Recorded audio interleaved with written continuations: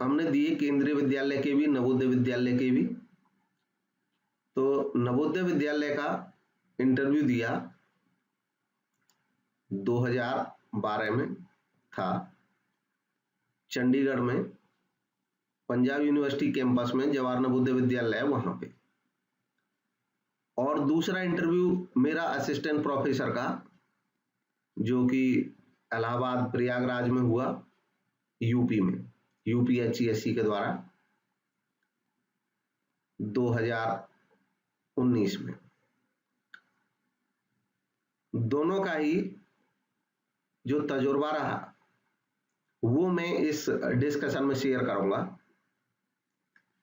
और दोनों इंटरव्यू एक मायने में एक दूसरे के एकदम विपरीत ध्रुव पे थे।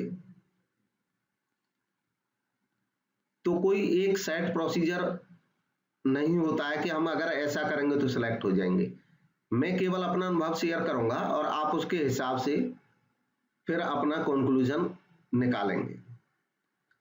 जैसे नवोदय का जब मेरा पीजीटी कॉमर्स का इंटरव्यू था, तो जिस दिन मेरा इंटरव्यू था उससे एक दिन पहले मैं कंपनी में था अपनी जॉब पे, ऑनलाइन टीचिंग का ही मेरा काम था नोएडा में सेक्टर 62 में। तो पहले दिन मैं कंप्यूटर पे कुछ पढ़ रहा था, न्यूज वगैरह, इकोनॉमिक या कॉमर्शियल न्यूज में देख रहा था, नेट पे ही पढ़ते रहते थे, सब्जेक्ट का भी कुछ तैयार कर रहा था। नेक्स्ट डे मेरा इंटरव्यू था चंडीगढ़ में। शाम को मैंने बस पकड़ी दिल्ली से और बस लेट हो गई। सुबह टाइम था इंटरव्यू में रिपोर्ट करने का 9 बजे मॉर्निंग में। तो किसी कारण से रास्ते में जाम लगा और बस इतनी लेट हुई कि 9 बजे के बाद तो वो चंडीगढ़ बस स्टैंड पे पहुंची। मतलब मौका ही नहीं मिला। हम लोग सोचते हैं कि भाई बेटर तैयारी करेंगे, जाने से पहले थोड़ा सा फ्रेश होंगे, तो किसी चीज का कोई वक्त ही नहीं मिला।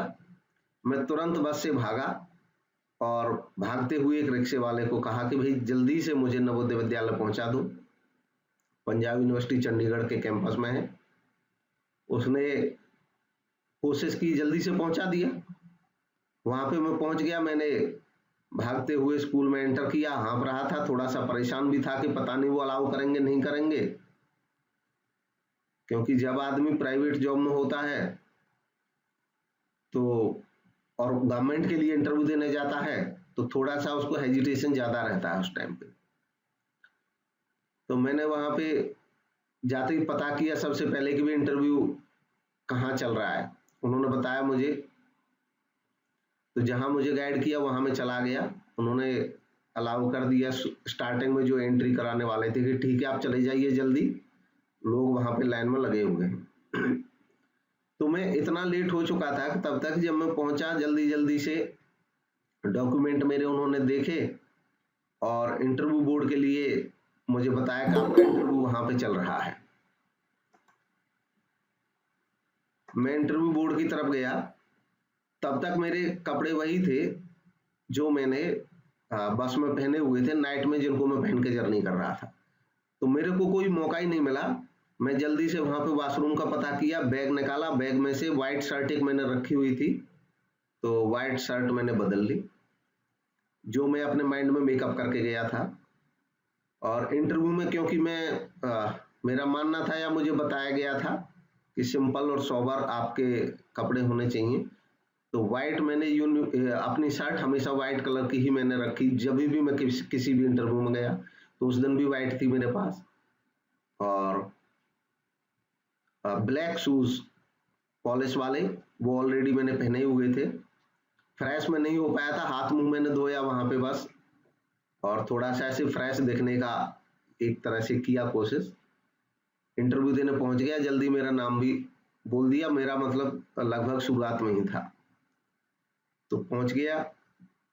जाते ही सबसे पहले मुझसे सवाल था उनका कि अपने बारे में कुछ बताइए। तो मैंने बताना शुरू किया कि सर अभी फिलहाल मैं एक ऑनलाइन टीचिंग कंपनी में काम करता हूं और इससे पहले मैंने टीचिंग की है 7 साल के करीब। मैंने मैट्रिक अपने गांव से की, उसके बाद 12th क्लास अपने डिस्ट्रिक्ट में स्कूल था वहां से की, और ग्रेजुएशन भी हमारे डिस्ट्रिक्ट में कॉलेज था SD कॉलेज, वहां से पढ़ाई की। पोस्ट ग्रेजुएशन मथुरा से की, यूपी से। और अब मैं आज इंटरव्यू देने के लिए आपके सामने हूं। तो उसके बाद उन्होंने कहा ठीक है, मतलब वो पूरा सुन नहीं रहे थे, वो नेक्स्ट उन्होंने क्वेश्चन अगला शुरू कर दिया कि अच्छा ये बताइए न्यूज़पेपर वगैरह पढ़ते हैं? तो मैंने कहा जी सर पढ़ता हूं। तो वो बोले कि आज के न्यूज़पेपर में क्या खास है बताइए।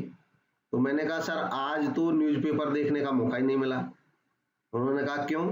तो मैंने सारी बात बता दी कि शाम को सर मैं घर से चला, दिल्ली पहुंचा बस स्टैंड पे, दिल्ली से मैंने बस पकड़ी, मैं लेट हो गया, बस दौड़ता हुआ भागता हुआ अभी मैं बस पहुंच ही रहा हूं यहाँ पे। तो उन्होंने कहा अच्छा ठीक है, कल के न्यूज़पेपर में क्या पढ़ा खास चीज वो बता दीजिए। तो मैंने बताया कि कल के न्यूज़पेपर में जो खास चीज थी वो ये थी कि रुपी डॉलर के अगेंस्ट रिकॉर्ड लिमिट पे है और 62.74 रुपीज है। ऐसा मतलब पॉइंट में 2 डेसिमल तक मेरे को आंकड़ा याद था, सेम डे पहले दिन का एग्जैक्टली वही मैंने बताया। तो एज इट इज मेरे बाई चांस वो याद था। तो उन्होंने कहा ठीक है। फिर अब उसी पे उन्होंने 1-2 क्वेश्चन किए, अच्छा ये रुपए की कीमत ऊपर नीचे क्यों होती है? तो ठीक है, वो डिस्कशन चलता रहा, मैं भी सेटिस्फाई था, वो भी मुझे सेटिस्फाई दिख रहे थे। फिर उसके बाद जो इंटरव्यू बोर्ड के चेयरमैन थे उन्होंने मेरे से कहा कि अच्छा कोई बात नहीं, आप ये बताइए अपने बारे में 3 क्वालिटी बताइए अच्छी चीजें।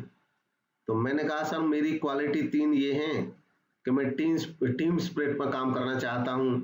मैं ज्यादा से ज्यादा, मतलब जो मेरे को लगा उस टाइम पे वो मैंने जवाब देना शुरू कर दिया कि मैं पढ़ाने में मुझे बहुत अच्छा लगता है, बच्चा जितना सवाल पूछता है तो मैं उतना बताना अच्छा महसूस करता हूं, कभी नेगेटिव नहीं लेता हूं, ये अच्छी चीज है। इतने में ही उन्होंने मुझे टोक दिया कि नहीं ये मत बताइए, अब मैं बताता हूं आपके बारे में आपकी अच्छी चीजें क्या हैं और आप याद रखना आगे से वही बताना। मैंने कहा ठीक है सर। तो वो भी मेरे को कोऑपरेटिव लग रहे थे और मैं भी उनके हाँ में हाँ, मतलब लगभग जवाब, लेकिन उनकी हाँ और अपना जवाब साथ रखा, हमेशा जवाब अपना ही दिया, लेकिन उनको कभी मैंने ऐसे नहीं किया कि अपने उनको रोक करके अपना जवाब नहीं दिया। तो उन्होंने कहा ठीक है देखो हम 3 चीजें आपको बता रहे हैं आपकी खूबी। मैंने कहा ठीक है सर बताइए कि आपका जो ड्रेसिंग सेंस है इंटरव्यू लायक वो बहुत अच्छा है।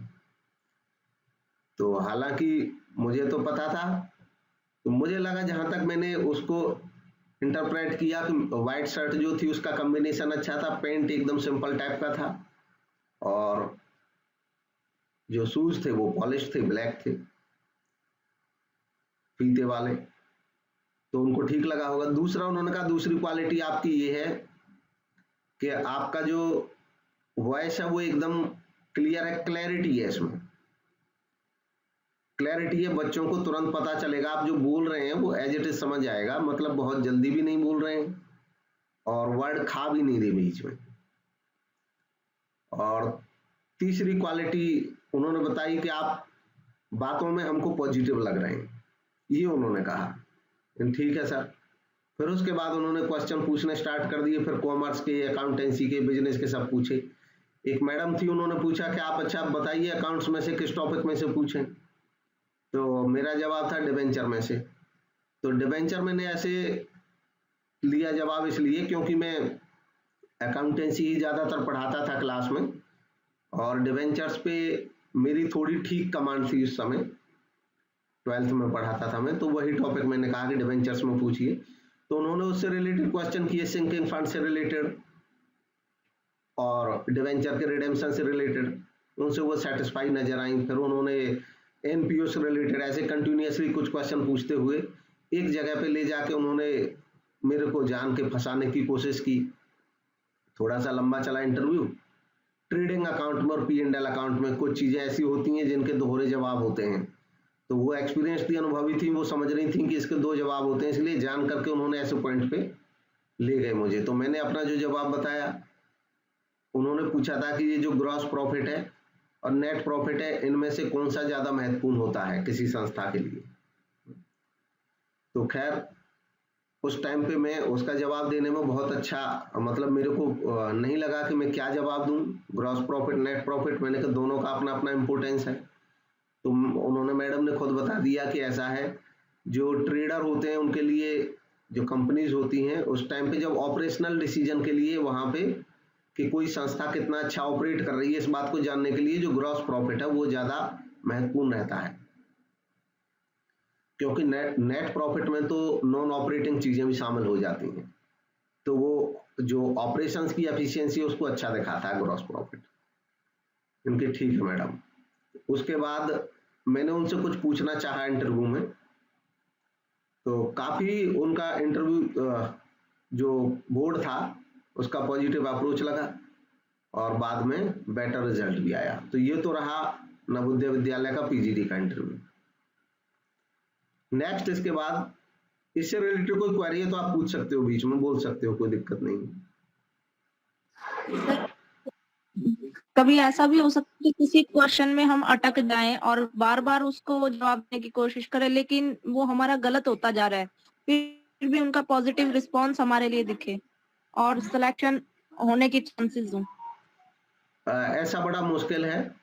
तो उससे रिलेटेड अभी मेरा जो नेक्स्ट इंटरव्यू में बताऊंगा असिस्टेंट प्रोफेसर वाला, उसमें ऐसा हुआ कि रिपीटेडली जो शुरुआत के क्वेश्चन थे उनका जवाब मैं नहीं दे पाया, तो वो भी मैं बताऊंगा अभी, और उसका जवाब जैसे मैंने दिया वो भी मैं बताऊंगा। तो असिस्टेंट प्रोफेसर का मेरा इंटरव्यू था। जब ये PGT का इंटरव्यू था तो सिचुएशन अलग थी, मैं सेम डे गया, मौका भी नहीं मिला। लेकिन जब मेरा असिस्टेंट प्रोफेसर का इलाहाबाद में इंटरव्यू था तो मैं एक दिन पहले ही, और तकरीबन 24 घंटे पहले, यानी कि पहले दिन भी जस्ट सुबह ही पहुंच गया था, एक होटल में रूम लिया और रूम में अच्छे से अपने आप को सेटल किया। पहले दिन इंटरव्यू बोर्ड को देख आया, उसके मतलब इंटरव्यू जहां पे होना था प्लेस को, उसको देख के आ गया। उसके बाद अपने रूम में ठहरा, थोड़ा सा अपने आप को ईज महसूस कराया, जो थोड़ा बहुत पढ़ना था गो थ्रू किया।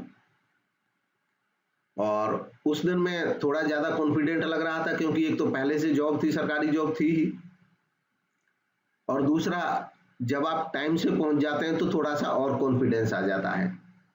समय से पहले जाना चाहिए, वो संयोग ही था खाली। मैं ऐसा नहीं कहूंगा किसी को भी, उसको मिसकंसेप्शन मत कर लेना कि हमको भाग दौड़ के ही जाना है, इमरजेंसी में जाना है, हमको ये जवाब देना है, तो ये कभी नहीं सोच लेना है। जाना पहले ही चाहिए, वो खाली एक इमरजेंसी सिचुएशन थी। तो वहां पे मैं एक दिन पहले पहुंचा इलाहाबाद में, रिलैक्स किया, थोड़ा स्टडी किया। अगले दिन भी काफी समय से पहले मैं इंटरव्यू बोर्ड के मतलब ऑफिस जहाँ पे था हमारा UPSC के दफ्तर में, उसके यहाँ पे पहुंच गया था।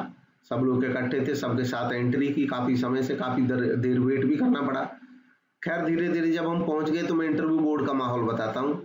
इंटरव्यू बोर्ड में मेरे से पहले जो लोग निकल करके आ रहे थे, मैं PhD नहीं था, नेट बेस्ड था मेरा इंटरव्यू, तो कई लोग निकल करके आ रहे थे, PhD थे, उनके पास अपनी जो PhD की थीसिस थी वो उनके साथ में थी, रिसर्च पेपर्स थे, मेरा कोई रिसर्च पेपर भी नहीं था। तो थोड़ा सा लगा कि भी लोग काफी सारे PhD है, तो पता नहीं मेरा नंबर आएगा नहीं आएगा या क्या पूछेंगे, ये भी था क्योंकि मैं 12th लेवल पे पढ़ा रहा था बहुत लंबे समय से। तो आप एग्जाम पास कर लेते हैं तैयारी करके, अलग चीज होती है, लेकिन इंटरव्यू में जब आमना सामना होता है बाई फेस चीजों का, तो थोड़ा सा माइंड में रहता है कि भाई ये लोग तो प्रोफेसर्स हैं, ये तो M.Com और B.Com पढ़ा रहे हैं और हम अभी 12th पढ़ा के आ रहे हैं, तो पता नहीं क्या पूछेंगे। लेकिन एक कॉन्फिडेंस था कि मेरे को कोई टेंशन नहीं था कि ये रखेंगे नहीं रखेंगे, उसका कोई बहुत ज्यादा वो था नहीं मन में। जब मैं चला गया अंदर एंट्री की, तो उन्होंने प्यार से ऑफर किया सीट पे बैठने के लिए, मैं बैठ गया, थैंक यू बोला। उसके बाद उनका भी पहला जवाब यही था कि अपने बारे में कुछ बताइए। तो मैंने भी वहां पे भी उसी तरीके से अपने बारे में बताया कि अभी करंट में, मैंने हमेशा करंट से बताया। देखो सबकी अपनी अपनी स्टाइल होती है, लेकिन मेरी स्टाइल है मैं पहले करंट बताता हूँ कि मैं अभी कहाँ हूँ। तो मैंने पहले बताया उनको प्रेजेंट में, प्रेजेंटली मैं नवोदय विद्यालय में पीजीटी कॉमर्स के पोस्ट पे काम कर रहा हूँ, बिहार में पोस्टेड हूँ। मेरी पढ़ाई लिखाई मेरे गांव से हुई थी, 10th तक की, 12th मैंने डिस्ट्रिक्ट में की। फिर वैसे ही मैंने मेरी ग्रेजुएशन यहाँ से हुई, पोस्ट ग्रेजुएशन यहाँ से हुई। परिवार में मेरे फादर रिटायर्ड हैं। उसके बाद अपना थोड़ा बहुत परिवार के बारे में खाली बताना चाहिए, बहुत ज़्यादा नहीं, उतना रिक्वायर्ड भी नहीं होता, वो खुद ही मना कर देते हैं ज़्यादा लंबा खींचेंगे तो हम। खाली टू द पॉइंट रहिए, जो है उसको बताते रहिए। तो वही मैंने बताया नॉर्मली। इसके बाद उन्होंने कहा कि अच्छा ठीक है। उन्होंने मेरे बायोडाटा पे थोड़ी सी नज़र डाली, तो उन्होंने कहा कि आपकी ये भीषम दत्त, आपकी परसेंटेज तो भाई बहुत कम है, आप टीचिंग में कैसे आ गए। तो ये जवाब एकदम डिमोरलाइज करने वाले को जवाब कभी कभी पूछे जाते हैं कैंडिडेट को, एकदम मतलब उसको प्रेशर देने के लिए, ताकि वो प्रेशर कितना झेल पाता है। मैंने अपने हिसाब से ये मैंने एनालाइज किया, इंटरप्रेट किया इस चीज को, कि उन्होंने शायद प्रेशर देने के लिए ऐसा पूछा होगा कि आपकी परसेंटेज तो कम है, क्योंकि बहुत अच्छी नहीं है मेरी परसेंटेज, तो मुझे पता है पहले ही। तो उन्होंने मेरे से यही सवाल किया कि आपकी परसेंटेज बहुत कम है, आप टीचिंग में कैसे आ गए।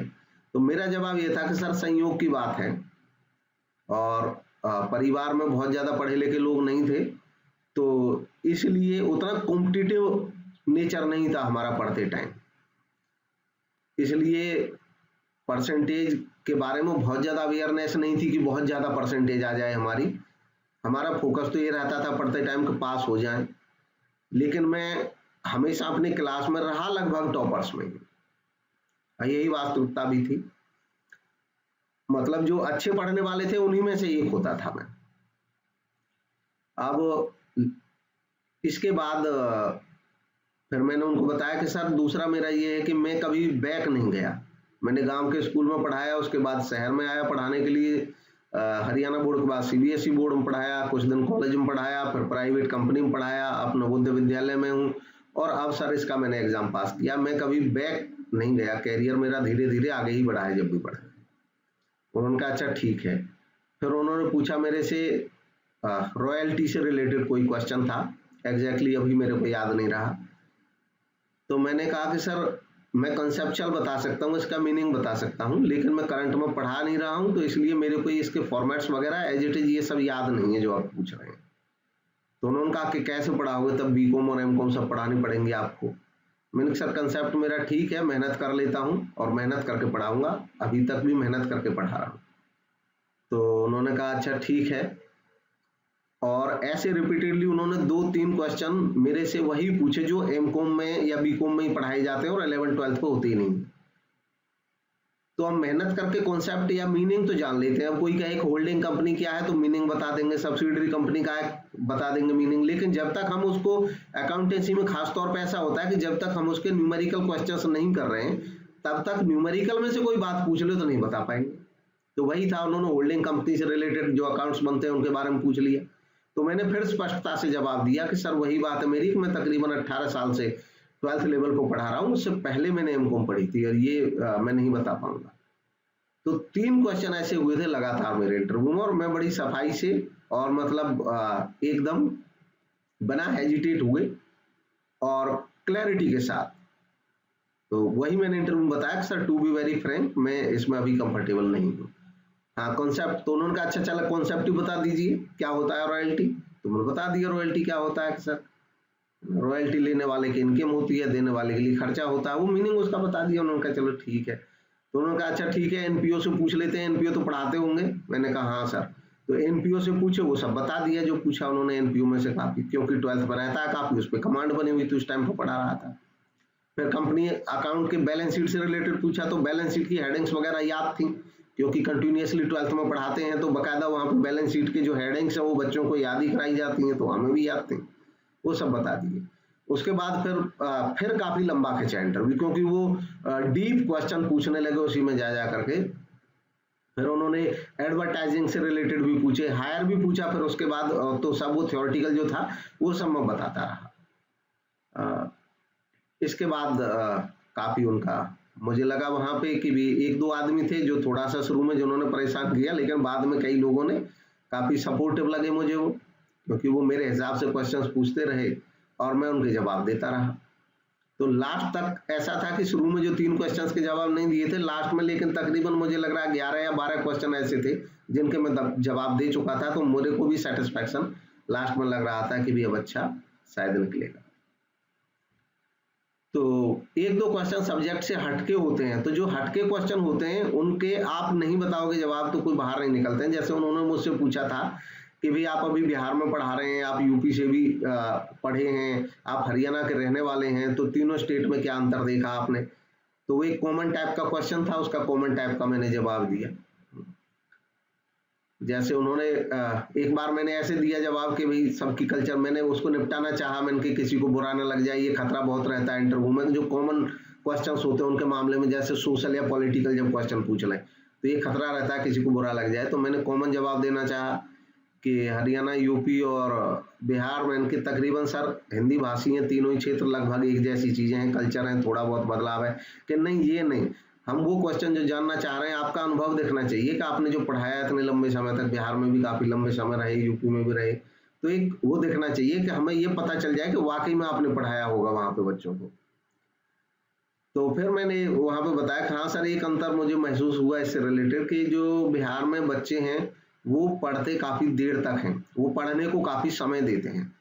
और हरियाणा में मैंने देखा, जो मतलब मेरा ऑब्जर्वेशन था मैंने वो बताया, हो सकता है सही हो भी या ना हो भी, उनको सही लगा नहीं लगा मुझे नहीं पता, लेकिन मैंने ये बताया कि बिहार में बच्चे बहुत मेहनत करते हैं।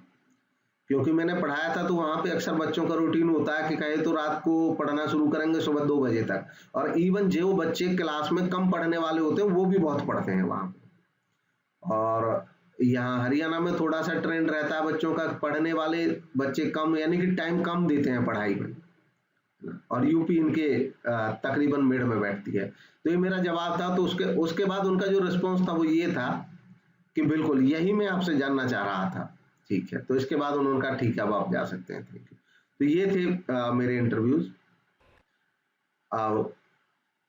अब इसके बाद कोई क्वेरी है तो पूछ सकते हैं दोनों से रिलेटेड। फिर उसके बाद सत्येंद्र सर हैं वो अपना बताएंगे ऐसे ही ब्रीफ में, या उसके बाद क्वेरी ले लेंगे। सत्येंद्र सर आप अगर हैं तो आप भी अपना इंटरव्यू के बारे में बताएं। जी सर। मेरी आवाज आ रही है आपको उनके पास? हाँ हाँ, देखिए मैं सत्येंद्र नगरिया, एक्चुअली मैं झांसी का रहने वाला हूँ, जो यूपी और एमपी के बॉर्डर पर मेरा डिस्ट्रिक्ट है। और गवर्नमेंट जॉब से पहले प्राइवेट जॉब में था, और कई प्राइवेट जॉब में रहा, जैसे ICFI का नाम अगर आपने सुना होगा, एक फाई उस समय यूनिवर्सिटी थी, कई यूनिवर्सिटी थी इनकी। और इसके पहले जेनपेट एक BPO KPO है बल्कि एक, उसमें भी जॉब किया। या AB कंटिनेंटल है, ये बैंक ऑफ अमेरिका की सब्सिडरी कंपनी। तो कई प्राइवेट कंपनी में काम पहले किया है, MBA भी किया हुआ है। लेकिन 2008 में आपका रिसेशन आया था, अगर आप में से कोई जो पुराने स्टूडेंट है उनको पता होगा, एक सबप्राइम क्राइसिस आया था। तो उस समय मैं दिल्ली में एक फाई में ICFI में था, MBA कॉलेज में लेक्चरर, कॉलेज में फैकल्टी था, लेक्चरर था। तो उस टाइम पर जो रिसेशन की वजह से कुछ कॉलेज बंद हुए, तो मतलब उस समय से मेरा प्राइवेट जॉब से थोड़ा रुझान हटा, क्योंकि वो मतलब एक तरफ ट्रांसफर भी कर रहे थे ऐसी जगह जहां आप नहीं जाना चाहते हैं। तो उसके बाद फिर मैं झांसी वापस आया, वहाँ कोचिंग अपने स्टार्ट किया, और झांसी में ही मैं बुंदेलखंड यूनिवर्सिटी में भी गेस्ट लेक्चर के रूप में अपॉइंट हुआ। मतलब कई प्राइवेट में कई जगह काम किया। उसके बाद केंद्रीय विद्यालय में मेरा 3 बार सिलेक्शन हो चुका था उस समय रिटन में PGT के लिए, और तीनों बार मैं रिजेक्ट हुआ था। हालांकि उसका रीजन अब मुझे समझ में आता है मैं क्यों रिजेक्ट हुआ था उस टाइम, क्योंकि जस्ट 24 इयर्स की एज में पहली बार सिलेक्ट हुआ। तो मुझे पता ही नहीं था कि गवर्नमेंट जॉब होती क्या, मतलब मैं करना भी नहीं चाह रहा था एक तरीके से।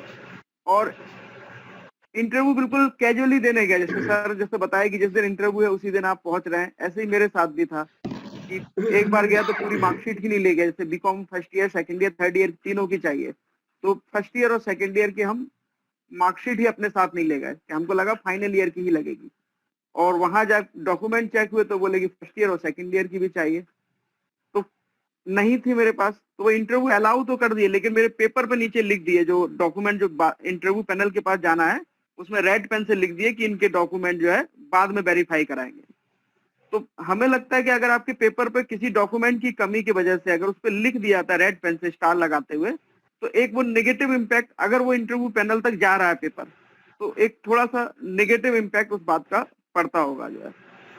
दूसरा क्या था कि जैसे इंग्लिश मेरी कमजोर है, ठीक है, अभी भी वीक है, पहले और ज्यादा वीक थी। तो जनरली कोशिश ये होती थी कि इंग्लिश में इंटरव्यू देंगे। कई लोग कहते थे कि भाई नवोदय में या केबी में जा रहे हैं तो इंग्लिश में देना है। तो उस चक्कर में कि जिस लैंग्वेज में हमारी पकड़ नहीं है उतने अच्छे से, जैसे उन्होंने tell me about your self कहा, तो अब पता चला कि हम कोचिंग क्लासेस अगर उसमें ज्वाइन भी किए थे कहीं, तो रट के ले गए। तो जब आप रटा हुआ अपना इंट्रोडक्शन दे रहे हैं तो वो सामने वाले की समझ में आ रहा है कि आप रट के बोल रहे हैं, मतलब वो कहीं ना कहीं आप अटक जा रहे हैं उसको बोलने में, क्योंकि आप रटा हुआ 10 लाइन रट के ले गए, उसको बोल रहे हैं। तो एक हम ये गलती किए, एक बार नहीं, 2 बार नहीं, 3 बार हमारा केंद्रीय विद्यालय में नहीं हुआ। और उसकी वजह से कॉमन धारणा भी बन गई कि भाई ये सारा इंटरव्यू फ्रॉड होता है। जैसे कई बार क्या होता है कि जब आपको लगता है कि भाई रिटन में हमारा हो जा रहा है, इंटरव्यू हमको नहीं ले रहे, तो कॉमन सा एक कॉन्सेप्ट आ जाता है कि शायद हो सकता है कुछ सेटिंग वगैरह से लोगों का इंटरव्यू हो रहा हो। तो ये कई लोगों के अंदर रहता है कि जो रिटन निकल जाता है, इंटरव्यू जब नहीं निकलता तो उनका एक कॉमन सा कहना हो जाता है कि भाई यह तो करप्शन है। बिल्कुल बिल्कुल लगता है। हाँ ठीक है ना, लेकिन ऐसा होता नहीं, हम आपको बताते हैं इसके बारे में भी, क्योंकि जब आपका सिलेक्शन नहीं होता किसी का भी तो उसको ऐसा लगता है कि भाई कई बार उसको लगता है कि दूसरा उससे कम इंटेलिजेंट है जिसका सिलेक्शन हो गया, लेकिन ऐसा नहीं है। क्योंकि हो सकता है उसकी जो क्वालिटी है जो आप नहीं पहचान पा रहे सामने वाले की, वो इंटरव्यूअर पहचान ली। इसके बाद फिर जैसे कि 2012 में नवोदय में हुआ मेरा सिलेक्शन जो है, फिर से रिटन एग्जाम निकल गया। अच्छा, एक कुछ बाई लक कह लीजिए, कुछ क्वालिटी भी कह लीजिए कि जब भी ऑब्जेक्टिव टाइप पेपर होता है हमारा अक्सर निकल जाता है हमेशा जो है। तो नवोदय में जब हम इंटरव्यू देने गए तो उस समय तो हमारा कोचिंग वगैरह अच्छा चल रहा था, और झांसी के एक रिनाउंड कॉलेज में हम लेक्चरर भी थे, DBM मैनेजमेंट कॉलेज। तो हमारा मन भी नहीं था कि भाई ज्वाइन करेंगे नहीं करेंगे, लेकिन इंटरव्यू देने गए। तो इस बार थोड़ा सा हम ये जरूर किए, इवन आफ्टर मैरिज मेरा इंटरव्यू था, मतलब मेरे क्या कहते हैं 3-4 महीने पहले ही मेरी शादी हुई थी। तो एक ये सोच के गए कि चंडीगढ़ घूमने जा रहे हैं, जैसे विषम सर्विस वही इंटरव्यू शायद दी है हमें लग रहा है, तो चंडीगढ़ घूमने के लिए जा रहे हैं। तो बस एक काम जरूर हमने अच्छा किया उस समय कि एक अपने एक स्टूडेंट को, जिसको हमने बीकॉम में और एमकॉम में पढ़ाया था कोचिंग क्लासेस में, तो उसको ले लिया साथ में, मतलब रिक्वेस्ट करके। तो वो तैयार हो गया कि ठीक है, भैया बोलता था हमसे कि हम आपके साथ चलेंगे। तो हम लोग एक दिन पहले इंटरव्यू मतलब चंडीगढ़ एक दिन पहले पहुंच गए। उसके बाद सबसे पहले स्टेशन से जाके पहले तो वो जगह देखी जहाँ पर इंटरव्यू होना है, जो है नवोदय का जो रीजनल ऑफिस है, NLI भी है, ट्रेनिंग सेंटर भी है चंडीगढ़ में। तो जगह देखने का जब हम लोग रूम लेने के लिए आए तो पता चला रूम नहीं मिल रहे थे, क्योंकि अगले दिन किसी और एग्जाम का भी एग्जाम था, मतलब किसी और ऑर्गेनाइजेशन का भी कोई एग्जाम था। तो बड़ी मुश्किल में हम लोगों को रूम मिला जो है। सुबह जब इंटरव्यू देने गए तो वो जो मेरे साथ मेरा स्टूडेंट था, वो मतलब इतना तक, जबकि एज में मतलब बराबर ही था मेरे, क्योंकि वो गवर्नमेंट जॉब में क्लर्क था, वो जो है हेल्थ डिपार्टमेंट में। तो इवन वो मेरी क्रीज भी सही कर रहा था पैंट की जो है। तो हमको लगा भी कि इतना तो हम अपने सगे भाई को भी लाए तो वो भी शायद इतनी केयर नहीं कर रहा होता, तो वो साथ में हमारे वहां गया। एक चीज जरूर वो हम वही शायद हमको बता दे, मेरा स्टूडेंट मुझको सलाह दिया कि जब हम लोग इंटरव्यू दे रहे थे तो एक तो क्या हो रहा था कि कुछ एक लेडी थी, हमें अभी भी याद है, साड़ी पहने हुई, जो मैरिड थी, और बार बार वो कह रही थी, जब हम लोग जहाँ पे वेटिंग रूम में जहाँ वेट कर रहे हैं अपने नंबर का, कि यहाँ तो पहचान से ही होगा, यहाँ तो पहचान से ही होगा। तो ये बड़ा नेगेटिव इम्पैक्ट डाल रहा था मेंटलिटी के ऊपर, कि वो कहीं ना कहीं से फोन ऑन कर रही थी, कोशिश कर रही थी कि अंदर जो लोग इंटरव्यू ले रहे हैं उन तक अपनी बात किसी तरह पहुंचाए, कि मतलब हम आए हैं इंटरव्यू देने के लिए, या उसके जो साथ में उसके जो फादर इन लॉ वगैरह जो थे। तो उससे हम बड़े निराश हुए कि लग रहा अब नहीं होगा यहाँ पर। तो मेरा स्टूडेंट मुझसे कहता है कि भैया आप परेशान मत होइए, क्योंकि वो बाहर किसी तरह वो भी अंदर आ गया था, थोड़े जो हम लोग बरामदे में थे, कि आप इन सब का टेंशन मत लीजिए, आप अपना इंटरव्यू दीजिए। तो वो थोड़ा सा मोटिवेट हमको किया। उसके बाद क्या हुआ कि जो इंटरव्यू का नंबर जो आने लगा जो है, तो वो करीब 2 बज गया, 1:30 बज गया, 1:30 करीब हो गया। तो जो लड़का जो हम लोगों को बुला रहा था, जो अटेंडेंट था, तो वो बोला कि अब सर जो है इंटरव्यू जो है लंच के बाद लेंगे, और नंबर हमारा था। तो हमने कहा ठीक है, वेट करेंगे। हमारे बाद जिस लेडी का नंबर था, वो क्या बोलती है कि नहीं, हमारा अभी दिला दीजिए, हमारी ट्रेन है जाने के लिए। तो पहले हमको जाना था, फिर उसको जाना था। लेकिन हमारा जो स्टूडेंट था वही हमको अकल दिया कि आप अभी मत जाइए, इसको पहले जाने दीजिए। तो नंबर हमारा था, लेकिन हमारे बाद जो था उनका पहले करा दिया, कि उनसे कहा कि ठीक है मैडम को जल्दी है तो इनका पहले इंटरव्यू करा दीजिए। वो अंदर गए और 3 या 4 मिनट के अंदर बाहर आ गए। और उसके बाद फिर हमारा नहीं हुआ, लंच के बाद हमारा हुआ। 1 घंटे बाद हमको वेट भी करना पड़ा, काफी नर्वसनेस भी थी कि इंटरव्यू है और उस समय आप सुबह से 9 बजे से आए हुए हैं और वेट कर रहे हैं। तो हमारा इंटरव्यू लगभग 2:30 बजे 3 बजे स्टार्ट हुआ। तो वो जो हमारा स्टूडेंट था वो हमको बोला, क्योंकि वो चूंकि कांटेक्ट पे ही था मेडिकल डिपार्टमेंट में, तो बोला कि अब उनको भूख लग रही है, लंच के टाइम में जो इंटरव्यू लेने वाले हैं वो लोग ब्रेक चाहते हैं, और आप अगर जबरदस्ती जाएंगे भी तो आपका ठीक से इंटरव्यू नहीं लेंगे। मतलब वो भी 2-4 क्वेश्चन आपसे पूछेंगे, छोड़ देंगे आपको। तो अगर आपको किसी सब्जेक्ट की नॉलेज है तो ज्यादा देर आपका इंटरव्यू हो, ऐसा कोशिश करना चाहिए। तो एक तो थोड़ा सा दिमाग हम ये यूज किए कि हम लंच के पहले अपना इंटरव्यू ना देकर लंच के बाद किए, जबकि उस समय बड़ा बोरियत सा भी लगा। 1-1.5 घंटा बड़ा नर्वसनेस के साथ निकला। वहीं उनका कैंटीन था तो थोड़ा बहुत वहीं पे चावल और चने मिल रहे थे, वो खाए थोड़े से जो है, और फिर इंटरव्यू देने गए। तो इंटरव्यू जब हम देने गए तो 5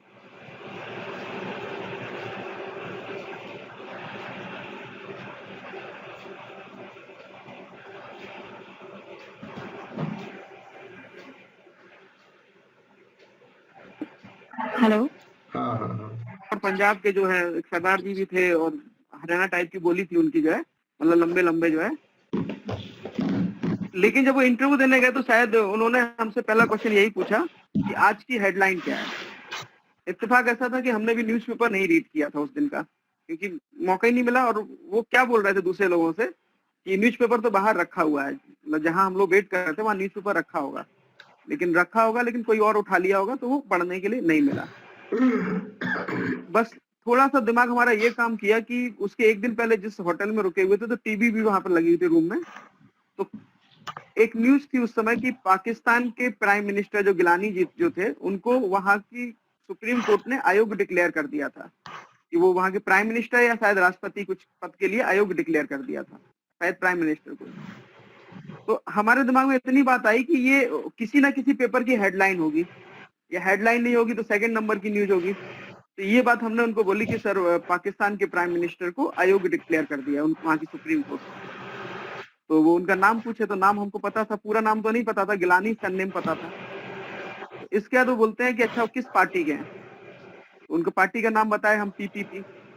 तो वो पीपीपी का फुल फॉर्म कुछ और हमको बताने लगे, कोई मार्केटिंग का वर्ड बताने लगे, परचेजिंग पावर पैरिटी करके कुछ। तो हम बोले नहीं सर, पाकिस्तान पीपल्स पार्टी। इसके बाद वो हमसे क्वेश्चन पूछते हैं कि अच्छा अब उनकी जगह कौन प्राइम मिनिस्टर बन रहा है। तो हमको नहीं पता था कि कौन बन रहा है, लेकिन हम उनको क्या बोले कि सर एक्चुअली अभी डिसाइड नहीं हुआ, क्योंकि जिनको बनना था उनके ऊपर भी कुछ केस चल रहे हैं, तो अभी फाइनल नहीं हुआ कि कौन बन रहा है। जबकि जो बनने वाला था उसका नाम आ चुका था, लेकिन चूंकि बना नहीं था तो हम उस मौके का एक तरीके से ना आंसर नहीं जानते हुए भी उनको ये बताए। फिर बोले कि अच्छा इसी पार्टी के एक नेता को गोली मार दी गई थी, बेनजीर। तो हम बताएं कि बेनजीर भुट्टो और जो है। इसके पहले वो एक क्वेश्चन और पूछे थे, डॉलर का रेट भी पूछे थे। उसमें जैसे हम बताए उनको 63.4 इस तरह से। तो वो हमारी तरफ देख के बोले नहीं 63.4। हम तो बोले कि सर सॉरी 63.40। पता नहीं, हमको नहीं पता कि 63.4 में हम क्या गलत बोल रहे थे। तो वो उससे सेटिस्फाई हुए। इसके बाद फिर वो क्या कर रहे थे कि जैसे वो जनरल टॉक करने के बाद वो सब्जेक्ट टीचर, शायद वो लेडी ही थी कोई वहां पर, कि अब आप इनके पास जाइए, मतलब इनसे बात कीजिए। तो वो ऑप्शन दे रही थी कि आपसे बिजनेस स्टडी में पूछा जाए अकाउंटेंसी। तो जनरली कॉमर्स में क्या होता है कि जो अकाउंटेंसी को टफ माना जाता है, बिजनेस स्टडी को थोड़ा इजी मान लिया जाता है। तो जानबूझ के हम उनको बोले कि सर मैडम अगर पूछने तो अकाउंटेंसी में भी पूछ सकती हैं आप। तो वो हमसे अकाउंटेंसी में कई क्वेश्चन पूछी जो है, जैसे गैप के बारे में पूछी, जनरली एक्सेप्टेड अकाउंटिंग प्रिंसिपल। इसके अलावा एनपीओ से भी कुछ क्वेश्चन पूछी, पार्टनरशिप से भी पूछा, डेप्रिसिएशन से पूछा। तो उस पर काफी लंबा डिस्कशन भी किया कि डेप्रिसिएशन क्यों चार्ज करते हैं, ये सब कॉन्सेप्चुअल बेस पर।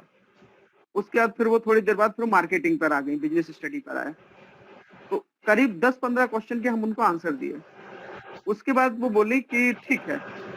हाँ, एक बार उन्होंने ऐसा पूछा कि जो हमें लग रहा था जानबूझ के गलत पूछा। तो हम बोले मैडम सॉरी जो है दोबारा पूछा उन्होंने तो भी हमने कहा कि नहीं हमको नहीं पता। तो वो हमको बोलती है कि ठीक है सर जाइए। तो हमारे मन में चूंकि हो चुका था केंद्रीय विद्यालय में जो 3 बार हमको रिजेक्ट किया गया था कि हमने कहा ये भी हमको मतलब कह रही है जाइए तो बस जो है अब नहीं होने वाला है। तो पता नहीं कहाँ से एक एनर्जी आई कि हम उनसे बोले क्योंकि वो अच्छे से बोल रहे थे, बात अच्छे से ही कर रहे थे जो इंटरव्यू लेने वाले लोग थे। तो हम उनको बोले कि सर हमें कुछ कहना है। बोले क्या कहना है, कहिए कहिए, इस तरह से बोले। तो हमने कहा एक्चुअली हमें पढ़ाना आता है लेकिन आप लोग हमको सिलेक्ट नहीं करते। इतनी बात अगर आप कह देंगे तो होता ना कि उनमें से जो सरदार जी टाइप के तो उनको एकदम से गुस्सा आया। तो बोले क्या कहना चाहते हो सिलेक्ट नहीं करते हैं। हमने सर एक्चुअली हम 3 बार केंद्रीय विद्यालय का निकाल चुके हैं रिटन एग्जाम और तीनों बार हमको रिजेक्ट किया। हम देखिए उनका कॉल लेटर भी साथ में लिए हैं। तो वो एकदम से हमसे गुस्सा होने लगे। तो हम उनको बोले कि सर लेकिन हमको पढ़ाना आता है और नवोदय जिसमें आप मतलब जिसके लिए इंटरव्यू ले रहे हैं कि हमें वहाँ का कल्चर पसंद है। एक्चुअली जैसे नवोदय का अगर आप जिस संस्था का भी आप इंटरव्यू देने जा रहे हैं उसके बारे में कुछ जानकारी आपको ले लेनी चाहिए। तो हम नवोदय के आने काफी देखे थे कि टीचर लोगों को रेजिडेंशियल में कुछ प्रॉब्लम होती है। तो हम उनको बोले कि सर मुझे नवोदय का एटमोसफियर पसंद है और मेरा परफॉर्मेंस भी अच्छा रहा। वहाँ के बच्चों को भी हम पहले पढ़ाए हैं, कॉन्टेक्ट पर भी पढ़ाए, इस तरह से उनको बोले। तो उसके बाद फिर वो एकदम गुस्से में आए कि अच्छा तुम क्या कहना चाहते हो कि हम इंटरव्यू ठीक से नहीं लेते हैं। तो हम बोले नहीं सॉरी सर हमारा ये मतलब नहीं था। फिर वो हमसे 3-4 क्वेश्चन और पूछे नवोदय के बारे में, तो उनके जवाब दिए। तो आखिरी में वो हमको बोलते हैं कि अच्छा अब आप खुश होकर जाइए। तो अब उसका मतलब ये भी हो सकता था कि वो बहुत देर हो गया, 20-25 मिनट क्योंकि इंटरव्यू चल चुका था। तो अब कोई ऑप्शन नहीं था तो हम बाहर निकले जो है आए। तो बाद में देखा कि सिलेक्शन हो गया। तो इसमें लेकिन हमको अभी भी लगता है कि अगर हम उनको ये नहीं बोले होते कि आप हमको सिलेक्ट नहीं करते तो पता नहीं शायद होता कि नहीं होता जो है। तो ये तो था नवोदय का एक्सपीरियंस।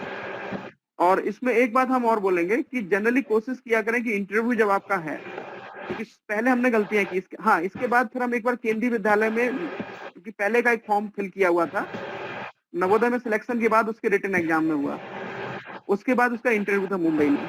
तो हम वो इंटरव्यू भी देने गए मुंबई में। एक हमारे नवोदय के एक और सर है Pradeep sir, vice principal Navodaya में, तो उनका और हमारा एक साथ हुआ था।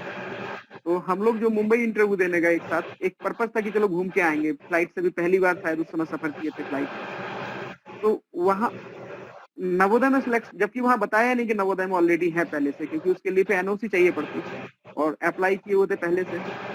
तो केंद्रीय विद्यालय में भी हमारा सिलेक्शन हुआ उसके बाद, मतलब नवोदय में होने के बाद सिलेक्शन हुआ। तो उसमें भी फिर हम थोड़ा सा एग्रेसिव रहे इंटरव्यू देते समय कि मतलब, क्योंकि शुरू के 3 इंटरव्यू हमको अब लगता है कि हम एक गलती किए थे कि हम बहुत ही नर्वस होके चले जाते थे कि जैसे कि मतलब बिल्कुल ही डरते हुए एकदम से। तो एक तो आपको ये तैयार करना है कि इंटरव्यू जब भी आप देने जाएं तो एक दिन पहले कम से कम कोशिश करें। अगर आपसे घर से 200 किलोमीटर से ज्यादा दूर है तो एक दिन पहले पहुंचे, ताकि वो लास्ट में पहुंचने की थकान ना हो। कई लोगों को हमने देखा कि इंटरव्यू चल रहा है उसी समय आ रहे हैं, मजबूरी है तो अलग बात है, लेकिन क्योंकि आपका जितना भी कैपेसिटी, अगर आप थके हुए हैं तो थोड़ा सा आपका कैपेसिटी जरूर वहां पर रिड्यूस होता होगा। दूसरा, कुछ बार हम कई बार देखते हैं कि इंटरव्यू देने लोग स्लीपर में ही चले आ रहे हैं, चप्पल पहन के चले आ रहे हैं इंटरव्यू देने के लिए।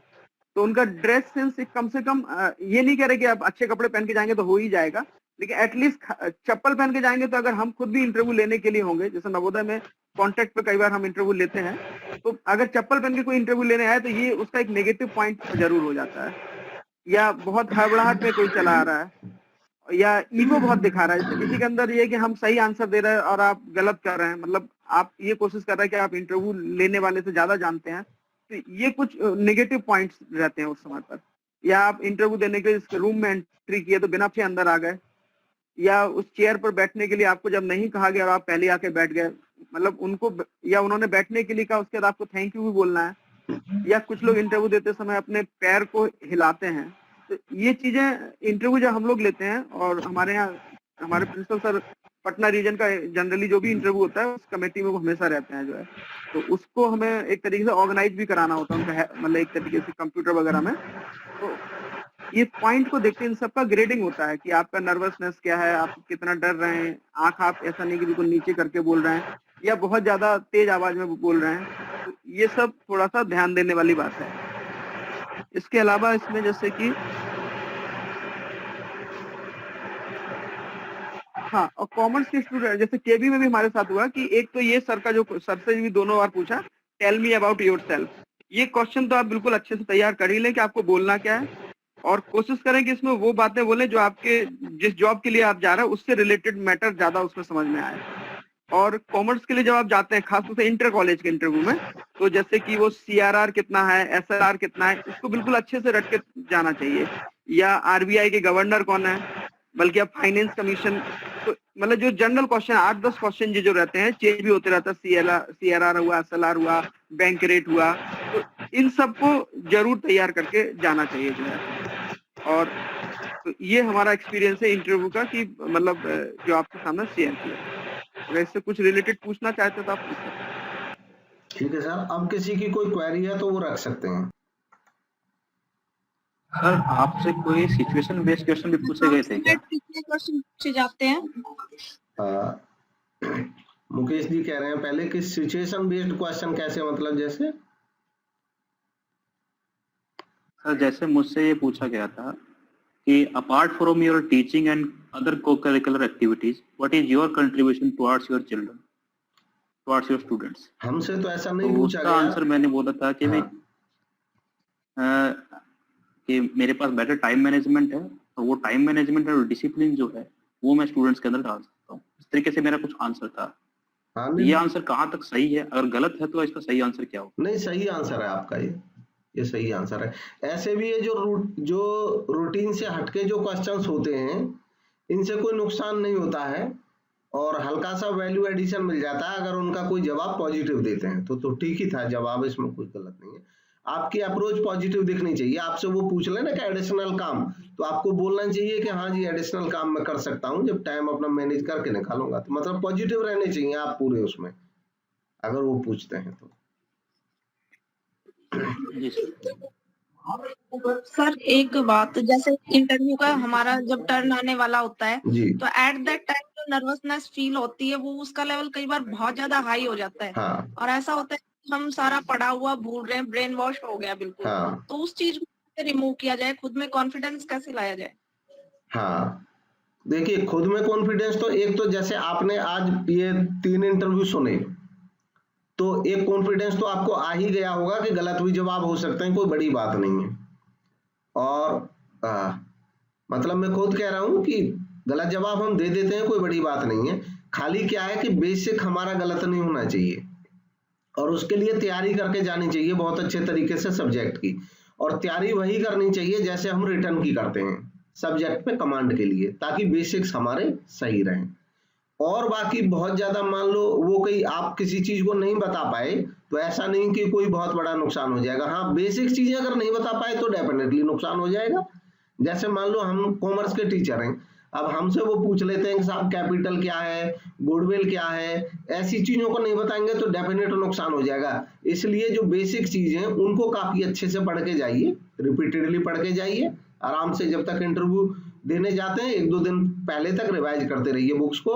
दूसरा, करंट जरूर पढ़ के जाइए कॉमर्स का, क्योंकि हम कॉमर्स के टीचर हैं इसलिए हमको करंट इकोनॉमिक रेट, अच्छा उसमें भी क्या है, कंफ्यूज होने की जरूरत नहीं है। देखो कंफ्यूज कैसे कम होती है कंफ्यूजेशन, हमको लोग बोलते हैं कि भाई आपसे ये पूछेंगे CRR पूछेंगे, एग्जैक्टली पूछेंगे, लेकिन CRR पूछने का मतलब ये नहीं है कि अगर आपने जैसे मान लो 4% चल रहा है तो ऐसा नहीं कि अगर आप उसको 4.25 चल रहा है तो आपको एग्जैक्टली याद रखना होगा। बाई चांस मान लो नहीं रहता है तो आप बोल दोगे कि सर इसके अराउंड है, कि लेकिन एग्जैक्ट याद नहीं है, तो कोई दिक्कत नहीं है, आप उनको सच्चाई बता देंगे। खाली उनको ये समझना है कि इसमें कॉन्सेप्ट है कि नहीं है सब्जेक्ट का। तो सब्जेक्ट का कॉन्सेप्ट आप पढ़ के जाएंगे वो रहता ही है ना, उससे कोई नुकसान नहीं होगा। ठीक, और कॉन्फिडेंस आपको मतलब फिर भी ज्यादा नर्वसनेस हो रही है तो आप एक काम और कर सकते हैं कि इंटरव्यू में जाने के बाद जब वो आपको बैठने के लिए बोलते हैं तो आप उनको स्पष्टतया बता सकते हैं कि सर मैं थोड़ा सा नर्वस फील कर रहा हूं। आप ऐसा बताना, उसका पॉजिटिव रिजल्ट मिल सकता है। फिर अगर रियल में हो रहा है, नहीं हो रहा है तो मतलब कोशिश करिए ओवरकम करने की, होना नहीं चाहिए, कोई बड़ी बात है नहीं। सर अप्रोक्सीमेट कितने क्वेश्चन पूछे जाते हैं सब्जेक्ट रिलेटेड? कोई फिक्स नहीं रहता है कभी भी, वो क्वेश्चन डिपेंड करता है आपके जवाब देने पे। जैसे आप जवाब देते रहे और सही जवाब दिए तो थोड़े ज्यादा क्वेश्चन पूछ लिए जाएंगे आपसे। और अगर उनको शुरू में एक दो जवाब में ही लग गया कि भी ये बंदा नहीं है, तो फिर वो बहुत ज्यादा पूछते भी नहीं है। हाँ, वो कब नहीं पूछते, नेगेटिव हमारा कहाँ होता है कि जैसे मान लो कोई जवाब हमको नहीं पता है और हम जबरदस्ती देने की कोशिश कर रहे हैं, या हमको कंफ्यूजन है लेकिन फिर भी हम जवाब दिए जा रहे हैं, या हमसे उन्होंने एक लाइन पूछी और हम 3 लाइन में जवाब दे रहे हैं, या मान लो कोई पॉइंट कभी कभी ना फेशियल एक्सप्रेशन बता देते हैं हमें कि जैसे उन्होंने कोई स्टेटमेंट दिया क्वेश्चन पूछने के बाद कि ऐसे होता है, और हम मान लो कोई ऐसा अपना फेशियल एक्सप्रेशन बनाएं कि जिससे उनको लगे कि हम ये समझ रहे हैं कि इनको कम आता है और हम ही को ज्यादा आता है, वो नेगेटिव हो सकता है हमारे लिए। तो ऐसी चीजों से बचें, बाकी इंटरव्यू बढ़िया रहेगा। जेन्युइन में पढ़ के जाएं और जेन्युइन बात बोलें अपने बारे में। जैसे यही होता है ना कि आप अपने बारे में बताइए, तो इस क्वेश्चन पे बहुत सारे लोग काफी कंफ्यूज रहते हैं कि क्या बताएं। आपको बिल्कुल भी कंफ्यूज होने की जरूरत नहीं है, आप रियल चीज बताइए, ऑनेस्ट रहिए, सब कुछ बता दीजिए अपने बारे में, वो खुद ही टोक देंगे आपको कब यहाँ रुक जाइए। तो निश्चिंत होकर के आप बताना शुरू करिए। हाँ, मेरा तरीका ये रहा, सबका तरीका अलग होता है। मैंने हमेशा ही बताया कि प्रेजेंट में मैं क्या कर रहा हूँ। लैंग्वेज का कितना इश्यू होता है सर? लैंग्वेज का क्या, जैसे अब जैसा ज्यादा हिंदी नहीं आती, इंग्लिश नहीं आती है, तो इंग्लिश में तो हम अपने बारे में रट के जाते हैं, सिद्धन सर वाली बात। हाँ वो 10 बात। हाँ, तो हाँ, इंग्लिश तो के बारे में सर ये डिपेंड करता है इंटरव्यू लेने वालों पे। तो पहले ये ट्रेंड था, जैसे केंद्रीय विद्यालय में, और मैंने और सचिन सर ने साथ साथ ही इंटरव्यू दिए थे लगभग, तो केंद्रीय विद्यालय में हम लगभग फेल ही होते रहे इंटरव्यू में, है ना। और लास्ट वाले एक इंटरव्यू में तो हमको बोल ही दिया उन्होंने कि आप, जैसे जब मैं नवोदय में जॉब कर रहा था तो दिल्ली में मेरा इंटरव्यू था केंद्रीय विद्यालय में, तो हालांकि वेटिंग में आया 1-2 दफे, तो कई कारण रहते हैं उसके ना होने के। अब केंद्रीय इसमें नवोदय में फर्स्ट टाइम में हो गया, यूपी में असिस्टेंट प्रोफेसर में फर्स्ट टाइम में हो गया, तो ये कई कारण, कई फैक्टर होते हैं। केंद्रीय विद्यालय में एक जरूर था कि इंग्लिश स्पोकन का फर्क था।